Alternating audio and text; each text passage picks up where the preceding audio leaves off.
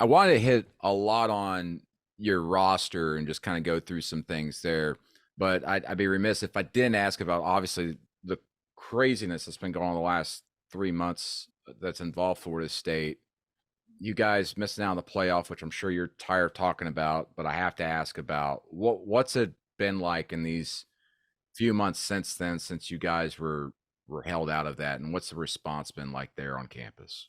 I mean, it was obviously a extremely challenging time. That was something that was hard on our team. Hard on the players. Just everybody that was involved in it. Obviously our fan base. I mean, to see the things that our group was able to accomplish last year, and to be able to go and even respond to the adversity that the season threw at us, and to be able to win the conference championship, going 13-0, all those things. But at the end of the day, not in control of necessarily the opportunity to play in the playoffs, and being able to kind of handle and manage our guys throughout that bowl season. And some guys that opted to not play in the bowl game as they prepared for the combine, and obviously their NFL futures. I mean, it was a challenging time, but I've really been proud of our guys as we've started up this 2024 season and campaign.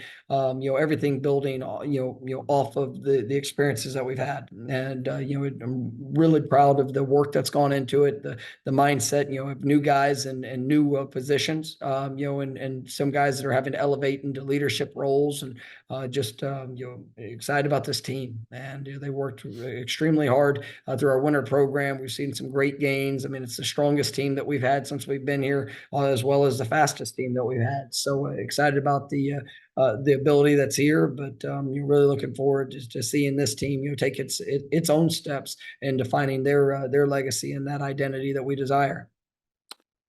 Back in January when Nick Saban retired, your name came up. I know you're a legit candidate there, and I think it says a lot about you and the job you've done at Florida State and also Florida State.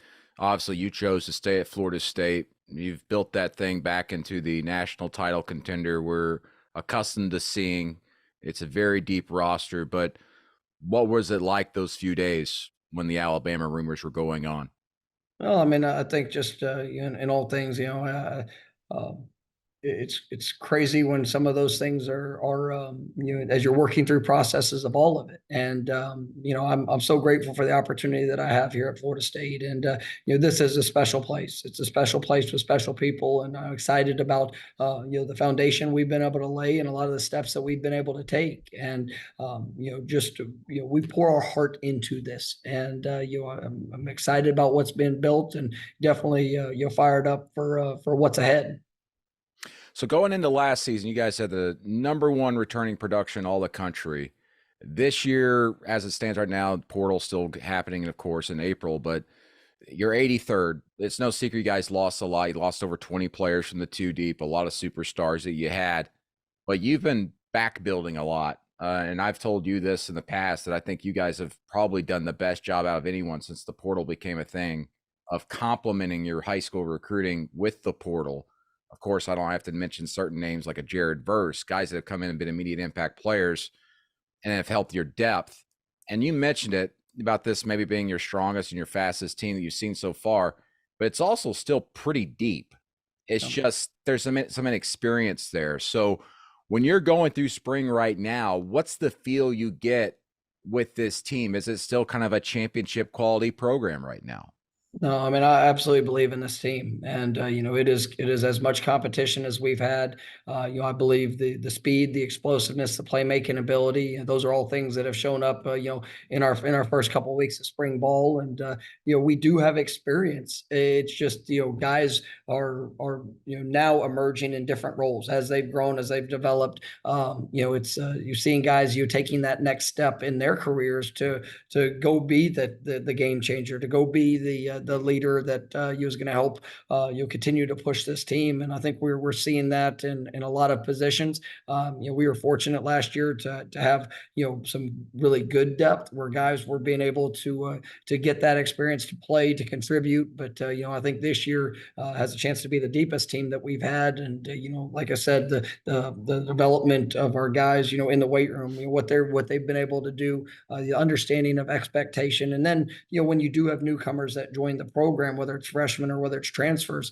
you have a roster that is helping push that expectation. And I'm really excited about the guys that have joined the program, and we have kept a really good balance. Right now we're about 65% high school signees, year in and year out, and it's been about 35% transfers, and it's very specific to the needs for this team and how we can help complement the guys that we have with guys that we also bring in. Well, one guy you brought in is DJ Uiagaleli, who no one's a stranger to, but he was outside the ACC for a year or two, and he's back now at Florida State after being at Clemson. When you were preparing as a coach to face Clemson and everything with DJ at Clemson, how has he changed as a quarterback since the last time you saw him on the field on the game day?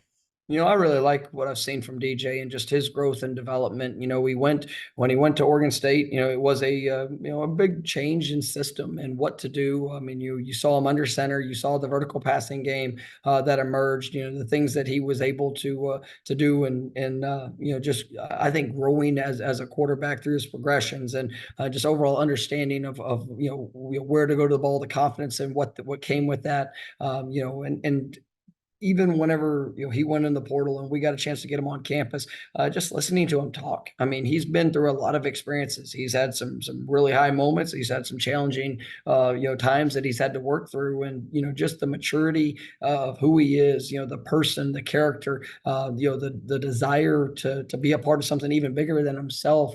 I think this has a chance to be just a special fit. And, for what his ability he shows on the field, I mean, he's got unbelievable arm strength. He can, really, he's played in so many games. He's got a confidence about himself, but, he also is just, very competitive. And, to be able to jump into the offense, the guys in that quarterback room with like Brock Glenn, with Luke, with Trevor, our freshman, I mean, those guys are really, he provides, experience that I think can really, pass along to those guys, but really help and push everybody to improve and get better. And I'm excited about what this year can be for him. My biggest question, I think, with your team is that receiver. You lose big time guys like Keon Coleman, Johnny Wilson, even at tight end Jaheim Bell, but you've got, obviously, as we mentioned, you got so much depth and guys have been working behind the scenes, even like a 5-star in Hakeem Williams. And then you get a couple of transfers in Malik Benson and Jalen Brown. What are you looking from that group, and who do you think steps up as that next superstar receiver for Florida State?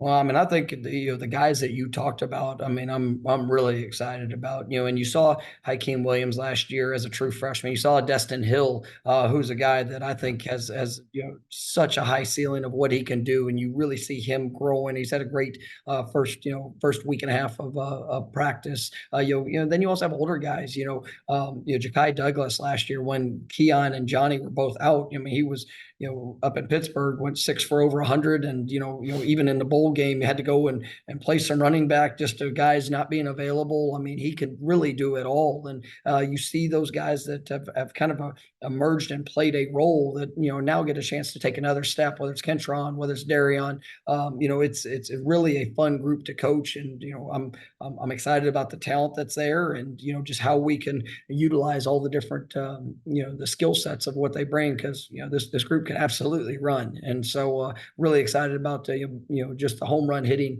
dynamic of what this receiving core can be. When you look at Jalen Brown coming in from LSU, is the physicality there? Is he someone that can contribute immediately, or is there still some stuff to work on there this spring and summer? I mean, I'm really excited about Jalen, and he is, he's definitely got the home run hitting ability. He's got quick feet, can get in and out of breaks. He's actually, you can see the confidence that's emerging even through the first 8 weeks of our winter program of just what he's doing in the weight room, and so he's done a really nice job. I think even after those first couple practices, practice 3, practice 4, I mean, you saw some big steps from him. So definitely excited what he's going to bring, and like I said, there's a lot of competition, but when you have guys that can run, that are dynamic playmakers, there's always going to be an opportunity for them. And so really looking forward to Jalen and his continued development. We all know what Jared Verse provide you as a pass rusher is just even the attention he demanded in helping other players around him.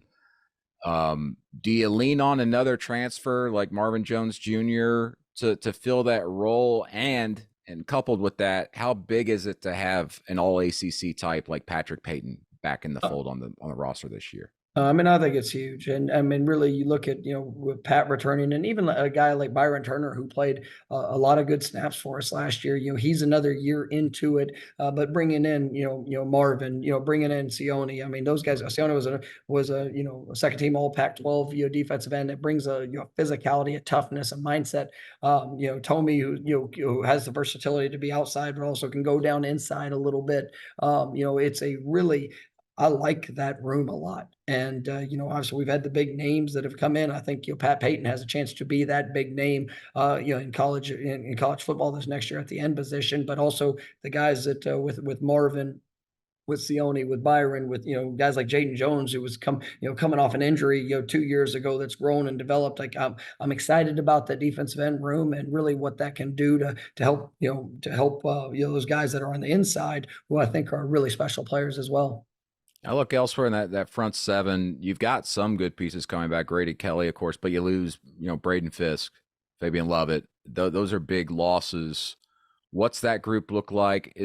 Are you wanting to hit the portal again to look at other guys? Or do you feel comfortable with what you have there? I mean, you got Josh Farmer, who was an all conference player. I think is just scratching the surface to where he's going. I think he's a special talent and ability. Daryl Jackson, who's basically was a 2-year starter. Was obviously ineligible this last year to be able to play, but I think has got a chance to be an all conference type player at the defensive tackle position as well. You mentioned you mentioned Grady. Tommy is a guy that can also work down. Daniel Lyons, who's now going into his 3rd year within the program. I'm excited about what I've seen from him. And even, KJ Sampson was redshirt freshman. He's up over 300 pounds. He moves well. Seeing those guys grow and just continue to work to contribute. I mean, I'm excited about that group and what they can be. And on the back end, you've lost something, of course, as well. But with Cypress coming back, Thomas, I think both of them combined for like more than 20 pass deflections last year. And I've seen you talk about them recently, saying that you think the sky's the limit for them too. I guess go into that a little bit more for me. No, I mean, I think they're special players. They got great length. They got, the right demeanor, the right mindset. They're active around the ball. But, when you have a couple of corners like that have the experience that they have, even though Azari's never hasn't been a starter. I mean, he's played, so many snaps, and, he's been so involved in what we've done since his true freshman year. He's one of those guys that you look at that's about to take that next step. Shaheem Brown, who is all conference recognition there at safety position. You take his experience, and then you couple that with this last year's freshman class was as talented as that we had to come in. Conrad Hessley played as a true freshman. I think he's going to take a big step. You bring in we did bring in a transfer in Devontae Brown, who's been multiple years of starting experience there at corner. That's transitioning to free safety position. He's looked great in these first 4 days of practice, and excited about that, as well as the young guys that have come in. So I think it's really an exciting group. It's one that's very athletic. You've got some returning guys that I think are going to bring a different element, and then you add in Grady Vance, Kevin Knowles, and then like an Earl Little there at the nickel spot. That we're really think that this could be a special group that can take another step. I know it's just the spring, but college football is year round now, even for the fans, and discussing, trying to figure out what's going to happen next year with teams and everything. But from the outside looking in, people are kind of like down on Florida State going into this year for whatever reason. But those who've been following, as I've mentioned to you the last couple of years, the way you guys have built your roster, you've got a lot of players that are very, very talented, but of course there's some inexperience mixed in there. What would you say to the people out there that is saying, hey, maybe Florida State loses a step this year? Well, I mean, for us, I'm excited about who we have, and really, you look back 2 years ago, people didn't think a whole lot of who we were going to be. Johnny Wilson was a guy that maybe had 10, 12 catches in his career before he came here. You look at Trey Benson. I think he had maybe 6 rushes before he came Yeah. here. He's about to be one of the first, if not the first, running back taken in the NFL draft.